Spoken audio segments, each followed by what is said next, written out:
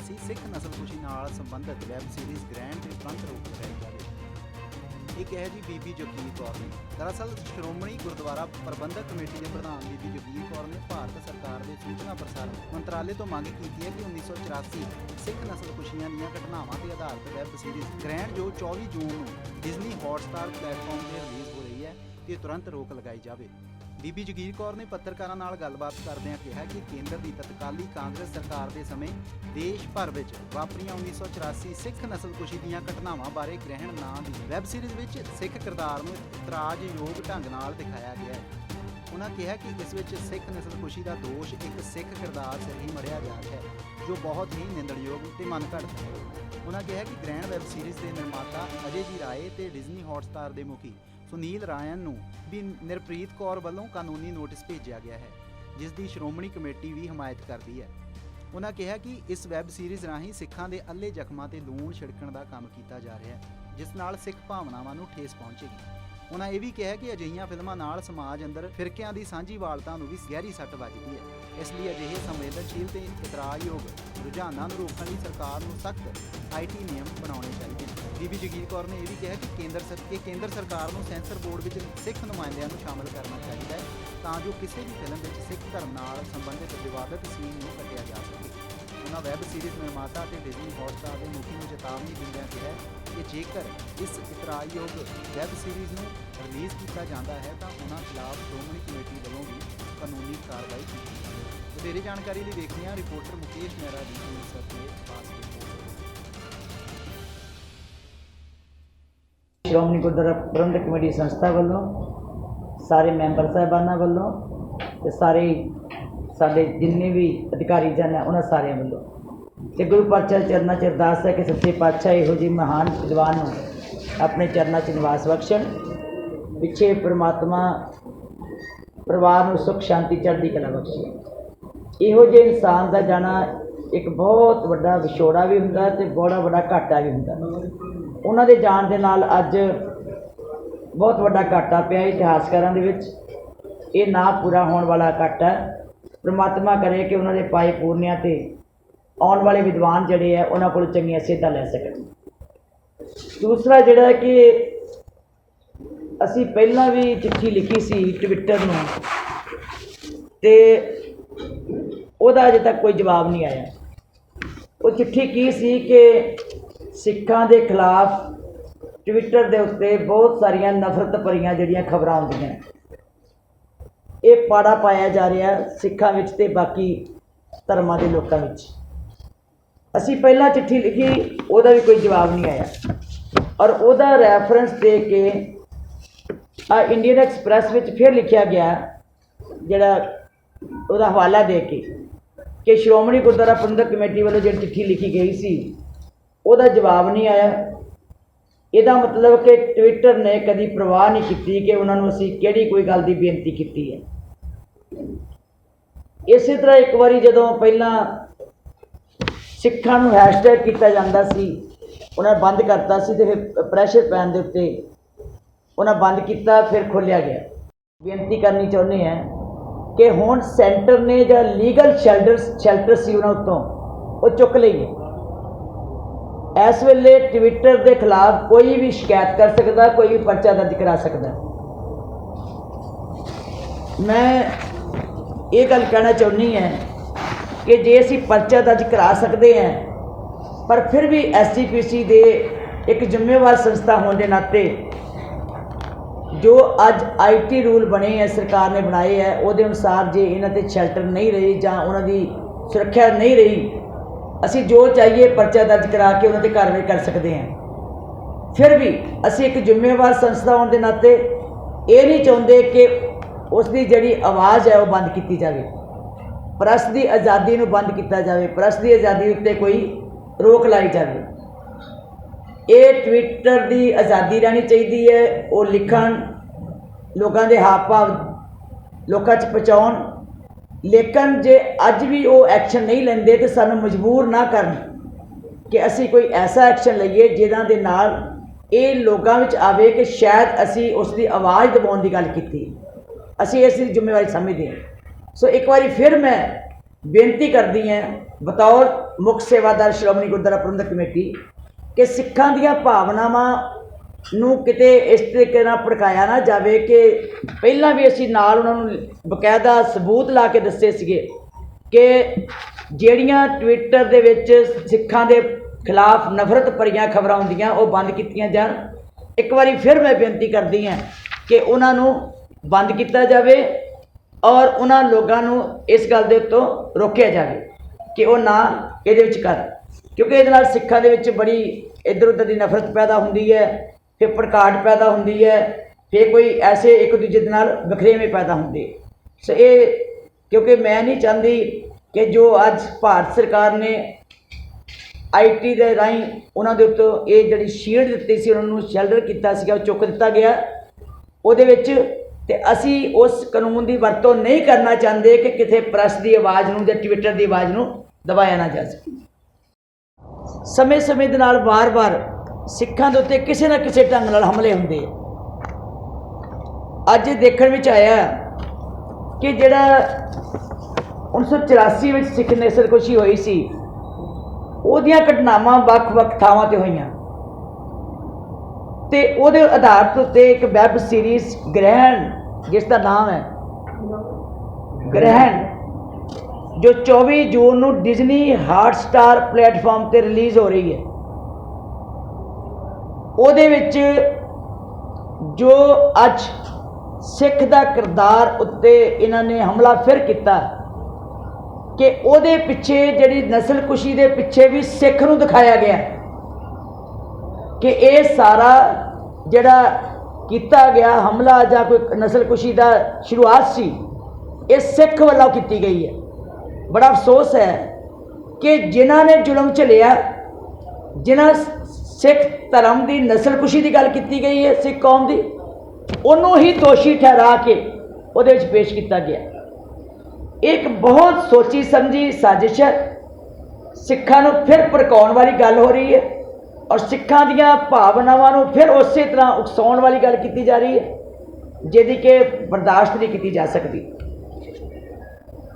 ਇਹ ਨਸਲਕੁਸ਼ੀ ਦਾ ਜੋ ਦੋਸ਼ ਇੱਕ ਸਿੱਖ ਕਿਰਦਾਰ ਸੇ ਨਹੀਂ ਬੜਿਆ ਜਾ ਰਿਹਾ ਹੈ, ਬਹੁਤ ਨਿੰਦਣਯੋਗ ਅਤੇ ਮਨ ਘੜਤ ਜਿਹੜੀ ਹੈ ਉਹ ਕਾਰਵਾਈ ਹੈ। ਗ੍ਰਹਿਣ ਵੈਬ ਸੀਰੀਜ਼ ਦੇ ਨਿਰਮਾਤਾ ਅਜੇ ਜੀ ਰਾਏ ਅਤੇ ਡਿਜ਼ਨੀ ਹੌਟਸਟਾਰ ਦੇ ਮੁਖੀ ਸੁਨੀਲ ਰਾਏ ਨੂੰ ਬੀਬੀ ਨਿਰਪ੍ਰੀਤ ਕੌਰ ਵੱਲੋਂ ਕਾਨੂੰਨੀ ਨੋਟਿਸ ਦਿੱਤਾ ਗਿਆ, ਜਿੱਥੇ ਅਸੀਂ ਉਸ ਦੀ ਨਾਲ ਹਮਾਇਤ ਕਰਦੇ ਹਾਂ, ਉੱਥੇ ਇਸ ਗੱਲ ਤੋਂ ਮੈਂ ਸੁਚੇਤ ਕਰਦੀ ਹਾਂ ਕਿ ਬਹੁਤ ਤੁਰੰਤ ਅਸੀਂ ਬਹੁਤ ਜਲਦੀ 1-2 ਦਿਨਾਂ 'ਚ ਅਸੀਂ ਵੀ ਇਹਨੂੰ ਕਾਨੂੰਨੀ ਨੋਟਿਸ ਭੇਜਾਂਗੇ। ਮੈਂ ਫਿਰ ਇਹ ਗੱਲ ਕਹਿਣਾ ਚਾਹੁੰਦੀ ਹਾਂ ਕਿ ਅਜਿਹੀਆਂ ਫਿਲਮਾਂ ਦੇ ਨਾਲ ਸਮਾਜ ਦੀ ਸਾਂਝੀਵਾਲਤਾ ਦੇ ਬਹੁਤ ਵੱਡਾ ਨੁਕਸਾਨ ਹੁੰਦਾ, ਭਾਵਨਾਵਾਂ ਨੂੰ ਠੇਸ ਪਹੁੰਚਦੀ ਹੈ ਤੇ ਇਸ ਲਈ ਅਜਿਹੇ ਸੰਵੇਦਨਸ਼ੀਲ ਜਿਹੜੇ ਇਤਰਾਜ਼ਯੋਗ ਰੁਝਾਨ ਹਨ, ਇਹਨਾਂ ਨੂੰ ਰੋਕਣਾ ਚਾਹੀਦਾ। ਭਾਰਤ ਸਰਕਾਰ ਨੂੰ ਬਾਰ-ਬਾਰ ਅਸੀਂ ਕਿਹਾ ਕਿ ਸੈਂਸਰ ਬੋਰਡ ਜਿਹੜਾ ਹੈ ਉਹਦੇ ਵਿੱਚ ਸਿੱਖ ਨੂੰ ਕਿਸੇ ਨਾ ਕਿਸੇ ਨੂੰ ਸ਼ਾਮਲ ਕੀਤਾ ਜਾਵੇ, ਤਾਂ ਜੋ ਇਹ ਭਾਵਨਾਵਾਂ ਭੜਕਣ ਤੋਂ ਪਹਿਲਾਂ ਸਾਰੀਆਂ ਫਿਲਮਾਂ ਨੂੰ ਜਾਂਚ ਕਰ ਲਈ ਜਾਵੇ ਔਰ ਜਿਹੜਾ ਉੱਥੇ ਸਿੱਖ ਬੈਠਾ ਹੋਏਗਾ ਉਹਦੇ ਰਾਹੀਂ ਜੋ ਵੀ ਕੋਈ ਸਿੱਖਾਂ ਦੇ ਖਿਲਾਫ ਇਤਰਾਜ਼ਯੋਗ ਮਟੀਰੀਅਲ ਆਉਂਦਾ ਹੈ ਉਹਨੂੰ ਰੋਕਿਆ ਜਾ ਸਕੇ। ਜੇ ਇਸ ਤਰ੍ਹਾਂ ਨਹੀਂ ਹੁੰਦਾ, ਇਹ ਬਾਰ-ਬਾਰ ਹਮਲੇ ਹੁੰਦੇ ਰਹਿਣਗੇ। ਸੋ ਇੱਕ ਤਾਂ ਇਹ ਸੀ। ਦੂਜੀ ਗੱਲ ਹੈ ਕਿ ਜਿਸ ਤਰ੍ਹਾਂ ਕਈ ਵਾਰੀ ਕੋਈ ਕੁਝ ਹੋ ਰਿਹਾ, ਕਦੇ ਕੁਝ ਹੋ ਰਿਹਾ, ਕਿਤੇ ਤੰਬਾਕੂ ਦੀਆਂ ਬੀੜੀਆਂ ਦੀਆਂ ਡੱਬੀਆਂ ਦੇ ਉੱਤੇ ਸ੍ਰੀ ਹਰਿਮੰਦਰ ਸਾਹਿਬ ਦੀ ਫੋਟੋ, ਗੁਰੂ ਸਾਹਿਬਾਨਾਂ ਦੀ ਫੋਟੋ ਲਾਈ ਜਾਂਦੀ ਹੈ। ਅੱਜ ਇੱਕ ਹੋਰ ਵੱਡਾ ਹਮਲਾ ਹੋਇਆ ਕਿ ਦਿੱਲੀ ਦੇ ਵਿੱਚ ਪੰਜਾਬੀ ਬਾਗ ਦੇ ਕੋਲ, ਸ਼ਮਸ਼ਾਨ ਘਾਟ ਦੇ ਕੋਲ ਇੱਕ ਪਾਰਕ ਬਣਿਆ, ਜਿਹਦੇ ਵਿੱਚ ਸ੍ਰੀ ਹਰਿਮੰਦਰ ਸਾਹਿਬ ਦਾ ਪੂਰਾ ਮਾਡਲ ਜਿਹੜਾ ਹੈ ਉਹ ਤਿਆਰ ਕਰ ਦਿੱਤਾ ਗਿਆ ਔਰ ਉਹਦੇ ਦੁਆਲੇ ਬਕਾਇਦਾ ਜਿਹੜਾ ਸਰੋਵਰ ਤਿਆਰ ਕਰਨ ਵਾਸਤੇ ਵੀ ਉਹਨੂੰ ਬਣਾਇਆ ਜਾ ਰਿਹਾ। ਕੁਦਰਤੀ ਜਿਸ ਇਸ ਮਾਡਲ ਦਾ ਜਦੋਂ ਦਿੱਲੀ ਸਿੱਖ ਗੁਰਦੁਆਰਾ ਪ੍ਰਬੰਧਕ ਕਮੇਟੀ ਨੂੰ ਪਤਾ ਲੱਗਾ, ਉਹਨਾਂ ਨੇ ਤੁਰੰਤ ਉੱਥੇ ਪਹੁੰਚ ਕੀਤੀ। ਕੱਲ੍ਹ ਤੋਂ ਹੀ ਅਸੀਂ ਉਹਨਾਂ ਦੇ ਨਾਲ ਰਾਬਤਾ ਸਾਧਿਆ ਹੋਇਆ ਹੈ। ਸਰਦਾਰ ਮਨਜਿੰਦਰ ਸਿੰਘ ਜੀ ਸਿਰਸਾ ਸਾਹਿਬ ਪ੍ਰਧਾਨ ਸਾਹਿਬ ਨੇ बड़ी हिम्मत की है सारी रात ये उत्ते ते अज उसनूं ढाया जा रहा है। उन्होंने डिमोलिश करने वास्ते सारी कमेटी उत्थे पहुंची, मशीनां लैके पहुंच गई, अज उन्होंने डिमोलिश किया जाएगा। पर तकलीफ इस गल की है कि यह क्यों किया जा रहा है, जो इस गल का पता है कि मर्यादा के तौर पर श्री हरमंदर साहब का मॉडल तो की श्री हरमंदर साहब जी के नाल दिख रखती कोई भी कार्रवाई जी उत्थे नहीं की जा सकती। तो एडा वड्डा फिर दोबारा हमला कि जिस अस्थान को डिठे सभ्य थाम नहीं तुद जिहा, जिथे सारी दुनिया की आस्था जुड़ी हुई होवे, जिथों दुनिया भर चो लोग नतमस्तक आउंदे करन वास्ते आउंदे होण, ते ओह उत्थे फिर ओहदी जिहड़ी बना के पूरा मॉडल बना के उत्थे पेश किया जाए। मैं समझदी हाँ कि इस तो माड़ी घटना जिहड़ी है वो सरकारां वल्लों जो की जा रही हो नहीं सकती। वो वीडियो तुसीं चाहोगे मैं तुहानूं पेज भी देंगी, मेरे को आ गई सी। असीं रात दे आपस विच एक दूजे नाल राबता कायम किया होया और मैं ये संबंध में भी मैंने कहा कि पूरा जो एड्रैस सानूं भेजो, असीं उन्होंने कानूनी तौर के उत्ते जरूर ये नोटिस भेजिए कि तुसीं ये एडा वड्डा फैसला सिख दिल्ली सिख गुरुद्वारा प्रबंधक कमेटी के बिना पुछे तो जां श्रोमणी गुरुद्वारा प्रबंधक कमेटी के बिना पुछे तो तुसीं किद्दां लै सकदे हो। तुसीं जो मर्जी करो, सारे धर्म तुहानूं अलाउ करन, उत्थे मंदिर बना दो, उत्थे मस्जिद बना दो, वो धर्म तुहानूं अलाउ कर सकते हैं, लेकिन सिख धर्म कभी अलाउ नहीं कर सकता कि श्री हरमंदर साहब जी के महान पिता दरबार का कोई भी मॉडल किसी थां उत्ते स्थापित किया जा सके। सो इस करके इस भी एक बड़ी दुखदाई घटना आई सी मेरे को, तां मैं तुहाडे नाल साझा करने वास्ते पहुंची है। जे तुसीं कहोगे तो क्योंकि मैं सिरसा साहब के नाल सवेर तो लैके कल दी असीं शाम दे दोनों जाने सारा सलाह मशवरा किया और पूरी कार्रवाई च लगे हुए हैं डट के। पूरी कमेटी ने उत्थे पहुँच के ये कार्रवाई जी है वो फिर उन्हें कहा भी असीं डिमोलिश कर दें। पर डिमोलिश अज तो हो जाएगा, जो कहिए तो डिमोलिश भी हो गया, यदा मतलब छेड़ा क्यों छेड़ते, ये पिछे की चाल है, ये किहड़ियां साजिशां ने, ये पिछे किहड़ियां ताकतां ने जिहड़ियां सिखां दीयां भावनावां नूं बार बार वंगारदियां, जिहड़ियां सिखां दे उत्ते किसी न किसी ढंग नाल कदी सिख दे गुरधामां दे करके, कदी सिखां दे सिद्धांत करके, कदी सिखां दे सरूप करके, कदी सिखां दी पोशाक करके, कदी सिखां दे ककारां करके ਵੱਖ-ਵੱਖ ढंग दे नाल वार करते हैं। तकलीफ इस गल दी है कि असी लोग भी सुचेत नहीं होंदे, सानू भी सारे एकमुठ होना चाहिए, सानू भी सुचेत होना चाहिए कि खालसा पंथ नूं बार-बार इस पीड़ा विचों ना निकलना चाहिए। सो ये दो तीन गल्लां सन जिहड़ियां कि साडे वास्ते अज करनियां बहुत जरूरी सन। वो जी बहुत खुशी की गल है, मैं उन्होंने बधाई भी दिनी है तो वाहिगुरू कृपा करे। मैं उन्होंने बेनती करांगी कि जिहड़े खास करके जिहड़े इस हॉकी दे विच होए है उन्होंने जिथे परिवार नूं भी बधाई, माँ बाप नूं भी बधाई, तो समा मिले असीं उहदा सन्मान भी कर सकीए। परमात्मा पंजाब के प्लेयरां नूं होर अगे वधावे। बीबी जी तुसीं दरबार साहब के मॉडल की गल कीती कि उत्थे नहीं होना चाहिए, गुरुद्वारा दरबार साहब करतारपुर साहब का एक मॉडल मॉल ऑफ अमृतसर के लिए रखा हुआ, लोग देख लो कि सैल्फियां खिचाते हैं, हिंदू भाईचारे ने संबंधित नंगे सिर होंगे ने, जुत्तियां पा के लोग लागे लागे फिरते रहते हैं, उन्होंने कदों तो हटाया जाए। दूसरी गल है जी ये नाल ही मिलती है, मैंने अजे पता ही नहीं सी, जिहड़ी गल दा मैनूं नहीं पता, मैं उहदे बारे कुछ नहीं कह सकदा। एयरपोर्ट दे उत्ते श्रोमणी कमेटी ने आप मॉडल जिहड़ा उत्ते स्थापित करके रखिਆ गल उस मॉडल की नहीं जी। देखो गल ये है कि एक पार्क दे विच पूरा बनाउणा आले दुआले सरोवर, तुसीं ना उस गल नूं इधर क्यों लांदे हो।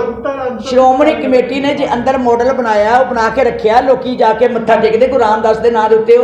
ये पार्क नहीं है, वो पार्क नहीं जिथे सैरगाह बननी है, ये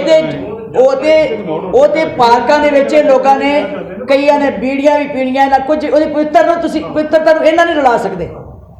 इत्थे लोग आते हैं नतमस्तक होकर मत्था टेक के बाहर निकलते हैं, अंदर वड़ते हैं। एक छोटा मॉडल बना के रखा हुआ है, शीशे में बड़ के रखा हुआ, बाहर नहीं ओपन दे विच किते पार्कां विच रखा हुआ है। हाँ जी वो भी बंद पिया अजे तक, वो भी गुरुद्वारा जिहड़ा सी एक्शन लिया सी तां ही बंद पिया होया। नानकसरा जिहड़े उन्होंने बनाया होया राड़े वाले। ਆਪਾਂ ਸਿੱਖ ਦੀ ਜਿਹੜੀ ਆ ਸੈਂਸਰ ਬੋਰਡ ਦੇ ਵਿੱਚ ਮੰਗ ਕਰਦੇ ਆ ਰਹੇ ਬੜੇ ਚਿਰ ਤੋਂ, ਜਦੋਂ ਫਿਲਮ ਨਾਨਕ ਸ਼ਾਹ ਫਕੀਰ ਬਣਾਈ ਸੀ ਆਪਣੇ ਸਿੱਖ ਨੁਮਾਇੰਦਿਆਂ ਨੇ, ਸ਼੍ਰੋਮਣੀ ਕਮੇਟੀ ਦੇ ਨੁਮਾਇੰਦਿਆਂ ਨੇ, ਤੁਸੀਂ ਜਿਹੜੀ ਮੈਂ ਗੱਲ ਕੀਤੀ ਕੀ ਤੁਸੀਂ ਇਹਨਾਂ ਸਹਿਮਤ ਹੋ ਜੋ ਮੈਂ ਕਿਹਾ। ਦੇਖੋ ਹਰ ਵੇਲੇ ਨਾ ਕਿਸੇ ਗੱਲ ਦੇ ਉੱਤੇ ਕਿੰਤੂ ਚ ਪੈਣ ਤੋਂ ਪਹਿਲਾਂ ਸੋਚਿਆ ਕਰੋ ਕਿ ਜਿਹੜੀਆਂ ਮੈਂ ਗੱਲਾਂ ਕੀਤੀਆਂ ਉਹ ਤੇ ਕੋਈ ਗੱਲ ਪੁੱਛੋ। ਜੋ ਮੈਂ ਅੱਜ ਪ੍ਰੈਸ नो ਐਵੇਂ ਗਲਤ ਗੱਲ ਨੂੰ ਹਰ ਗੱਲ ਨੂੰ ਗਲਤ ਨਾਲ ਜਾਇਆ ਕਰੋ। ਜਿਹੜੀ ਚੀਜ਼ ਮੈਂ ਅੱਜ ਬੋਲੀ ਹੈ ਉਹਦੇ ਉੱਤੇ ਕੋਈ ਸਵਾਲ ਕਰੋ।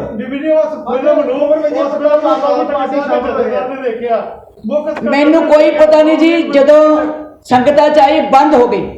ਅੱਜ ਆਮ ਆਦਮੀ ਪਾਰਟੀ ਸ਼ਾਮਲ ਹੋਏ ਨੇ। ਆਮ ਆਦਮੀ ਪਾਰਟੀ ਦੇ ਵਿੱਚ ਬਹਿਬਲ ਕਲਾ ਜਿਹੜਾ ਗੋਲੀकांड ਹੋਇਆ ਸੀ ਉਹਦੇ ਵਿੱਚ ਉਹਨਾਂ ਨੇ ਜਾਂਚ ਕੀਤੀ ਸੀ, ਤੁਸੀਂ ਕਿਵੇਂ ਦੇਖਦੇ ਹੋ ਉਹਨਾਂ ਦੀ ਜੁਆਇਨਿੰਗ ਨੂੰ? ਕੀ ਜੀ ਕੀ ਆਮ ਆਦਮੀ ਪਾਰਟੀ ਸ਼ਾਮਲ ਦੇਖੋ ਜੀ, ਅੱਜ ਆਪ ਹੀ ਹਿਸਾਬ ਲਾ ਲਓ। ਵੈਸੇ ਮੈਂ ਚਾਹੁੰਦੀ ਨਹੀਂ ਸੀ ਕੋਈ ਉਹ ਜਿਹੇ ਸਿਆਸੀ, ਪਰ ਇਹ ਧਰਮ ਨਾਲ ਜੁੜਦਾ ਹੋਇਆ ਮੁੱਦਾ ਹੈ। ਕੁੰਵਰ ਵਿਜੇ ਪ੍ਰਤਾਪ ਸਿੰਘ ਇੱਕ ਸਰਕਾਰੀ ਮੁਲਾਜ਼ਮ ਸੀ ਔਰ ਕਾਂਗਰਸ ਦਾ ਮੁਲਾਜ਼ਮ, ਕਾਂਗਰਸ ਦੀ ਸਰਕਾਰ 'ਚ ਉਹ ਤਫਤੀਸ਼ ਕਰ ਰਿਹਾ ਸੀ। ਹੁਣ ਅੱਜ ਉਹ ਸਰਕਾਰ ਨੂੰ ਛੱਡ ਕੇ ਜਦੋਂ ਉਹਦੀ ਰਿਪੋਰਟ ਜਿਹੜੀ ਸੀ ਫੇਲ ਹੋਈ, ਕੋਰਟ ਨੇ ਚੱਕ ਕੇ ਮਾਰੀ ਬਾਹਰ ਕਿ ਤੂੰ ਬਹੁਤ ਗਲਤ ਕੀਤਾ, ਤੇਰੀ ਰਿਪੋਰਟ ਗਲਤ ਹੈ, ਇਹਦਾ ਕੋਈ ਆਧਾਰ ਨਹੀਂ। ਤੇ ਅੱਜ ਉਹ ਸੀਟ ਨੂੰ ਛੱਡ ਕੇ ਨਮੋਸ਼ੀ ਦਾ ਮਾਰਿਆ ਛੱਡ ਕੇ ਆਇਆ ਤੇ ਇੱਧਰ ਆ ਕੇ ਆਮ ਆਦਮੀ ਪਾਰਟੀ ਸ਼ਾਮਲ ਹੋਇਆ। ਇਹਦਾ ਮਤਲਬ ਕਿ ਆਮ ਆਦਮੀ ਪਾਰਟੀ ਤੇ ਕਾਂਗਰਸ ਪਹਿਲੇ ਲੜੀ ਮਿਲੀ ਸੀ, ਜਿਹੜਾ ਕਿ ਇਸ ਸਾਜ਼ਿਸ਼ਾਂ ਕਰਨ ਵਿੱਚ ਲੱਗਾ ਹੋਇਆ ਸੀ। ਜੋ ਸਾਜ਼ਿਸ਼ ਕਾਮਯਾਬ ਨਹੀਂ ਹੋਈ ਤੇ ਬਾਹਰ ਆ ਕੇ ਉਹਨੇ ਸੋਚਿਆ ਵੀ ਹੁਣ ਕਾਂਗਰਸ ਤਾਂ ਰਿਹਾ ਕੱਖ ਨਹੀਂ, ਇਹ ਕਾਂਗਰਸ ਤੇ ਜ਼ਿੰਮੇਵਾਰੀ ਗਈ ਹੈ, ਹੁਣ ਉਸ ਪਾਸੇ ਚਲੇ ਜਾਈਏ ਜਿੱਥੋਂ ਖਰੇ ਸਾਨੂੰ ਕੋਈ ਸ਼ੋਰਤ ਮਿਲ ਜੇਗੀ। ਅੱਜ ਕੇਜਰੀਵਾਲ ਨੇ ਅਨਾਉਂਸ ਕੀਤਾ ਕਿ ਸਰਕਾਰ ਬਣਨ ਤੇ ਪੰਜਾਬ 'ਚ ਸਿੱਖ ਨੂੰ ਸੀਐਮ ਬਣਾਇਆ ਜਾਵੇ। ਸਿੱਖ ਚਿਹਰਾ ਆਏਗਾ। ਇਹ ਤੂੰ ਕਰਨਾ ਹੈ ਇੱਥੇ। ਇਹ ਆਮ ਆਦਮੀ ਆਪੇ ਹੀ ਜਦੋਂ ਚੋਣਾਂ ਲੜੇਗਾ, ਜਾਂ ਜਿੱਤ ਕੇ ਜਾਏਗਾ, ਬਣ ਜਾਏਗਾ ਸੀਐਮ, ਕਿਹੜਾ ਚ ਉਹਨੇ ਬਣਾਉਣਾ ਹੈ? ਇਹਨੂੰ ਕਿਹਨੇ ਪੁੱਛਣਾ? ਇੱਥੇ ਕੇਜਰੀਵਾਲ ਇਹ ਉਹੀ ਹੈ ਨਾ ਜੀ, ਜਿਹੜਾ ਇੱਥੇ ਅੰਮ੍ਰਿਤਸਰ ਦੇ ਵਿੱਚ ਮਾਫੀ ਮੰਗ ਕੇ ਗਿਆ ਸੀਗਾ, ਜਿਹਨੇ ਇੰਨਾ ਝੂਠ ਬੋਲਿਆ ਸੀਗਾ ਕਿ ਮੈਂ ਤੇ ਜਿਹੜੀ ਗਲਤ ਕਹੀ ਉਸ ਵੇਲੇ ਗੱਲ ਜਿਹੜੀ ਕਹੀ ਹੈ, ਜੋ ਇਹ ਦਿੱਲੀ ਦੇ ਵਿੱਚ ਕਹਿੰਦੇ ਬੜਾ ਕੁਝ ਕੀਤਾ, ਪਹਿਲਾਂ ਇਹ ਦੱਸਿਆ ਕਰੇ ਕੀਤਾ ਕੀ ਹੈ, ਉਹ ਦੱਸਿਆ ਕਰੇ। ਸੋ ਉਹ ਛੱਡੋ ਜੀ, ਇਹਨਾਂ ਦਾ ਮਰਿਆਦਾ ਕੀ ਐਵੇਂ ਨਾਂ ਲੈਣਾ, ਜਿਹੜੀ ਚੀਜ਼ ਹੈ ਹੀ ਨਹੀਂ ਕਿ ਜਿਹੜੇ ਹੁਣ ਤੇ ਨਹੀਂ ਪੰਜਾਬ ਤੇ ਆ ਸਕਦੀ। ਇਹ ਕਹਿੰਦੇ ਜੀ ਸਿਹਤ ਸੇਵਾਵਾਂ ਬਹੁਤ ਦਿੱਤੀਆਂ, ਪਰ ਕਰੋਨਾ ਦੇ ਟਾਈਮ ਤੇ ਦਿੱਲੀ ਦੀ ਜਿਹੜੀ ਸੰਗਤ ਸੀ ਉਹਦੇ ਜਲੂਸ ਸਾਰੀ ਦੁਨੀਆ ਨੇ ਵੇਖ ਲਿਆ, ਇਹਨਾਂ ਦਾ ਕੀ ਨਿਕਲਿਆ ਉੱਥੇ। ਪਾਣੀ ਅਜੇ ਤੱਕ ਕਿੱਥੇ ਲੈ ਲਿਆ? ਪਾਣੀ ਦੀ ਗੱਲ ਕਰਦਾ ਜੀ, 5 ਸਾਲਾਂ 'ਚ ਪਾਣੀ ਦੇ। ਚਲੋ ਕਹਿਣ ਤੋਂ ਭਾਵ ਕਿ ਦੇਖੋ, ਜਿਨ੍ਹਾਂ ਦੇ ਪੱਲੇ ਹੀ ਕੱਖ ਨਹੀਂ, ਉਹ ਮੁਰਦਿਆਂ ਨੂੰ ਕਾਹਨੂੰ ਛੇੜਦੇ ਹੋ? ਤੁਸੀਂ ਆਪਣੀ ਗੱਲ ਕਰੋ ਜੀ। ਸ਼੍ਰੋਮਣੀ ਗੁਰਦੁਆਰਾ ਪ੍ਰਬੰਧਕ ਕਮੇਟੀ ਜਿਹੜੇ ਕੰਮ ਕੀਤੇ ਉਹ ਦੱਸੋ ਬਾਹਰ ਵੀ ਆਹ ਅਸੀਂ ਕਰ ਰਹੇ ਹਾਂ। ਸੋ ਇਸ ਕਰਕੇ ਇਹ ਮੁਰਦਿਆਂ ਨੂੰ ਨਾ ਛੇੜਿਆ ਕਰੋ। ਸਾਡੀ ਜ਼ਬਾਨ ਕਾਹਨੂੰ, ਜਿਹੜੇ ਨਿਕੰਮੇ ਬੰਦੇ ਆ ਉਹਨਾਂ ਦਾ ਨਾਮ ਸਾਡੀ ਜ਼ਬਾਨ ਚੋਂ ਕਾਹਨੂੰ ਕਢਾਉਂਦੇ ਆ? ਅਸੀਂ ਤੇ ਜੀ ਕਹਿੰਦੇ ਅੱਜ ਹੀ ਹੋ ਜਾਣ, ਅਸੀਂ ਕਹਿੰਦੇ ਜਦੋਂ ਮਰਜ਼ੀ ਕਰਾਉਣ, ਅਸੀਂ ਹਰ ਵੇਲੇ ਤਿਆਰ ਹਾਂ। ਕਿਉਂਕਿ ਇੱਥੇ ਜਿਹੜੇ ਚੋਣ ਲੜ ਕੇ ਆਉਣਾ ਸਿੱਖ ਹੀ ਆਉਣਾ ਹੈ। ਇੱਥੇ ਨਾ ਕੇਜਰੀਵਾਲ ਨੇ ਆਉਣਾ ਨਾ ਕਿਸੇ ਹੋਰ ਨੇ ਆਉਣਾ। ਇੱਥੇ ਜਿਹੜੇ ਚੋਣ ਲੜ ਕੇ ਆਉਣਾ ਸਿੱਖ ਲੜ ਕੇ ਆਉਣਾ, ਸਿੱਖਾਂ ਦੀਆਂ ਵੋਟਾਂ ਪੈ ਕੇ ਆਉਣਾ।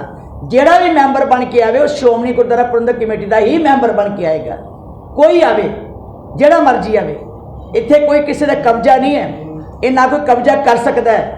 ਇਹ ਲੋਕਾਂ ਦੀ ਲੋਕ ਰਾਏ ਦੇ ਨਾਲ ਇੱਥੇ ਆ ਕੇ ਮੈਂਬਰਾਂ ਨੇ ਬਹਿਣਾ ਔਰ ਉਹਨਾਂ ਨੇ ਇਸ ਮਹਾਨ ਪਵਿੱਤਰ ਸਥਾਨ ਦੀ ਔਰ ਸਾਡੇ ਗੁਰਮਤਿ ਅਦਾਰਿਆਂ ਦੀ ਸੇਵਾ ਕਰਨੀ ਹੈ। ਜਿਹੜਾ ਵੀ ਆਏਗਾ ਸਿੱਖ ਹੀ ਚੁਣ ਕੇ ਆਏਗਾ, ਹੋਰ ਕਿਸੇ ਨੇ ਨਹੀਂ ਆਉਣਾ। ਅਨੈਤਿਕ ਕਾਰਵਾਈਆਂ ਦਾ ਜਿਹੜੀ ਠੱਲ ਪੈ ਰਹੀ। ਚਲੋ ਜੀ, ਜਿਹੜੇ ਕਰਦੇ ਹੋਣਗੇ ਪੇਪਰ ਲੈਣਗੇ, ਤੁਹਾਨੂੰ ਚਿੰਤਾ ਜ਼ਿਆਦਾ, ਤੁਸੀਂ ਪ੍ਰਵਾਹ ਤੁਸੀਂ ਕਰ ਹੀ ਦੇਣਾ ਸਾਰਾ ਕੁਝ ਠੀਕ। ਨਹੀਂ ਪਰ ਬੀਬੀ ਜੀ ਅਸੀਂ ਚਲ ਕੋਈ ਨਹੀਂ ਜੀ, ਇੱਕ ਮਿੰਟ ਸੁਣ ਲਓ ਮੇਰੀ ਗੱਲ। ਬਿਨਾਂ ਦਰਿਆਫਤ ਤੋਂ ਤੁਸੀਂ ਜੋ ਖਬਰਾਂ ਲਾਉਂਦੇ ਹੋ, ਕਮ ਸੇ ਕਮ ਤੁਹਾਡੀ ਵੀ ਨੈਤਿਕਤਾ ਕਿੱਥੇ ਗਈ ਹੈ? ਪ੍ਰੈਸ ਦੀ, ਪ੍ਰੈਸ ਵਾਲਿਆਂ ਦੀ ਵੀ ਨੈਤਿਕਤਾ ਚਾਹੀਦੀ ਹੈ ਕਿ ਅਸੀਂ ਖਬਰ ਲਾ ਕੇ SGPC ਦਾ ਉੱਤੋਂ ਲਾ ਕੇ ਤੁਸੀਂ ਸਾਰਾ ਸਿੰਬਲ SGPC ਦਾ ਨਾਮ ਬਦਨਾਮ ਕਰਨ ਵਾਸਤੇ ਜੇ ਤੁਸੀਂ ਤੁਰ ਪਏ, ਮੈਂ ਸਮਝੀ ਸਾਡੀ ਨੈਤਿਕਤਾ ਕਿੱਥੇ ਗਈ ਹੈ? ਸਾਡੀ ਵੀ ਨੈਤਿਕਤਾ ਹੋਣੀ ਚਾਹੀਦੀ ਹੈ।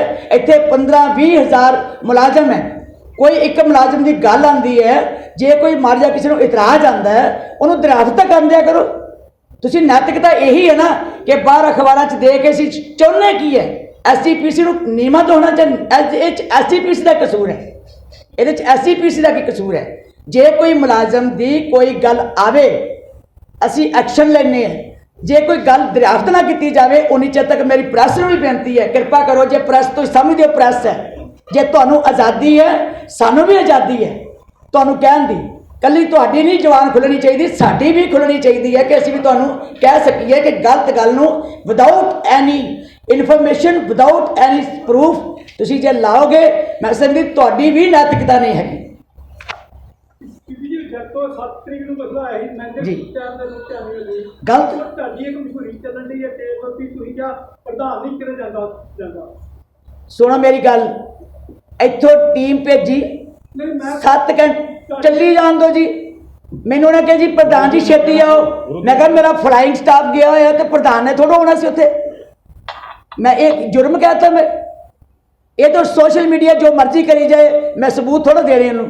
ਮੈਂ ਜੋ ਕਹਾਂਗੀ ਸੱਚ ਕਹਾਂਗੀ, ਜੋ ਕਹਾਂਗੀ ਸਹੀ ਕਹਾਂਗੀ, ਜੋ ਕਹਾਂਗੀ ਤੁਹਾਡੇ ਸਾਹਮਣੇ ਕਹਾਂਗੀ। ਮੇਰੇ ਅੰਦਰ ਨਾ ਕੋਈ ਕਿਸੇ ਨਾਲ ਵਿਤਕਰਾ, ਨਾ ਕੋਈ ਵੈਰ, ਨਾ ਮੈਂ ਗਲਤ ਕਰਨ ਦੀ ਸ਼ਹਿ ਦੇਣੀ ਹੈ, ਨਾ ਮੈਂ ਗਲਤ ਬਰਦਾਸ਼ਤ ਕਰਨੀ। ਹਾਂਜੀ ਦੱਸੋ ਚਲੋ ਜੀ, ਉਹ ਤਾਂ ਹੋ ਗਿਆ ਕੰਮ, ਕਾਰਵਾਈ ਖਤਮ। ਪਿਛਲੀ ਨੂੰ ਕੋਈ ਛੇੜਦੇ ਆ, ਕੋਈ ਨਵੀਂ ਗੱਲ ਕਰੋ। ਨਹੀਂ, ਮੈਂ ਪ੍ਰੈਸ ਦੇ ਆਉਣ ਤੋਂ ਪਹਿਲਾਂ ਹੀ ਮੈਨੂੰ ਨਿਬੇੜਤਾ, ਮੈਂ ਡਿਸਮਿਸ ਕਰਤਾ ਸਾਰਾ ਕੁਝ। ਚਲੋ ਤੁਸੀਂ ਸੋਸ਼ਲ ਮੀਡੀਆ ਦੀ ਗੱਲ ਕੀਤੀ ਹੈ, ਟਵਿੱਟਰ ਦੀ ਗੱਲ ਕੀਤੀ ਹੈ। YouTube ਦੇ ਉੱਤੇ ਇੱਕ ਪਾਕਿਸਤਾਨੀ ਵੈਬ ਸੀਰੀਜ਼ ਹੈ, ਉਹਦੇ ਵਿੱਚ ਇੱਕ ਸਿੱਖ ਔਰਤ ਨੂੰ ਮੁਸਲਮਾਨ ਤੇ ਇਸਲਾਮ ਧਰਮ ਚ ਬਦਲਾਇਆ। ਬਲਕੀਸ ਕੌਰ ਨਾਮ ਦਾ ਸੀਰੀਜ਼ ਹੈ। ਮਾੜੀ ਗੱਲ ਹੈ ਜੀ, ਉਹਦੇ ਬਾਰੇ ਵਿੱਚ ਕਿਉਂ ਧਾਰਨ ਕਰਦੀ ਹੈ ਜੀ? ਉਹ ਸਿੱਖ ਹੀ ਨਹੀਂ।